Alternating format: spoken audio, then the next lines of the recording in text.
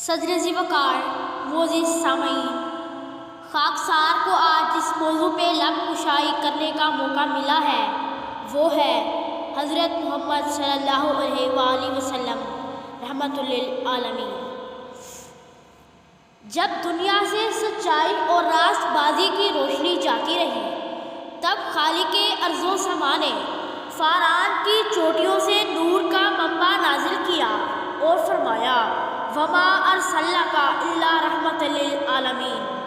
حاضرین، آج آپ کو میرے ساتھ مکہ اور مدینہ کی ان گلیوں میں جانا ہے جن میں میرے آقا کے قدم پڑے، عرب کے اس بیابانی ملک کو یاد کرنا ہے جس میں لاکھوں مردے تھوڑے ہی دنوں میں زندہ ہو گئے۔ وہ محبت کا نادی محبت عتم، وہ محبت کا نادی محبت عتم، وہ مروت کا پیکر وہ رحمت عتم۔ صدر ذی وقار، مکہ کا 13 سالہ دور گواہ ہے کہ اس رحمت للعالمین نے سخت اذیتیں اٹھائیں، جانی اور مالی نقصان برداشت کیے، لیکن جناب من وادی بطحا سے اٹھنے والی شیریں آواز نے ہمیشہ محبت، امن اور رحمت کا درس دیا۔ فتح مکہ کا دن مکہ کے تمام ظالم سرکش سر جھکائے کھڑے تھے۔ آپ نے انہیں مخاطب کر کے فرمایا، اے مکہ والو، تم خود ہی بتاؤ میں تمہارے ساتھ کیا سلوک کروں۔ یہاں ذرا ٹھہریں اور دیکھیں کہ رسول کریم صلی اللہ علیہ وآلہ وسلم کن لوگوں سے مخاطب تھے، ان خون کے پیاسوں سے جن کے ہاتھ گزشتہ 20 سال سے مسلمانوں کے خون سے لالا رنگ تھے۔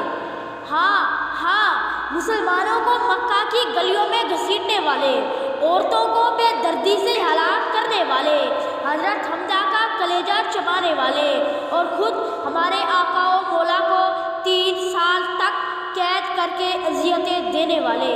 اب یہ لوگ سوچ رہے تھے کہ آج خون کی ندیاں بہیں گی، مگر جناب والا یہ کیا ماجرا ہے کہ ایسا کچھ نہ ہوا۔ اس رحمت للعالمین نے لا تثریب علیکم اليوم کہہ کر سب کو معاف فرما دیا، عفو درگزر اور رحمت اور سلامتی کا وہ نمونہ دکھایا کہ دشمن آج بھی حیران ہے۔ تم ہی تو ہو بے کسوں کے یاور، تم ہی تو ہو بے کسوں کے یاور، درود تم پر سلام تم پر۔ صدر ذی وقار، وہ لوگ جو آج یہ الزام لگاتے ہیں کہ رسول خدا نے امن کے ذریعے نہیں بلکہ تلوار کے ذریعے دین اسلام کی اشاعت کی، وہ فتح مکہ کے دن کو یاد رکھیں کہ یہ دن رحمت للعالمین کی ذات سے قیامت تک جبر و تشدد کے الزام کی نفی کرتا رہے گا۔ دور حاضر میں ایک طرف دہشت گردی کا بدنما عنوان نمایاں ہو رہا ہے، وہاں انسانیت سسکیاں لے رہی ہے، وہ متلاشی ہے اسی امن، محبت اور پیار کی۔ پس اے رحمت للعالمین سے عشق کا دم بھرنے والوں، آج پھر اسوہ رسول پر عمل کرتے ہوئے دنیا میں امن کے نظارے عام کر دو۔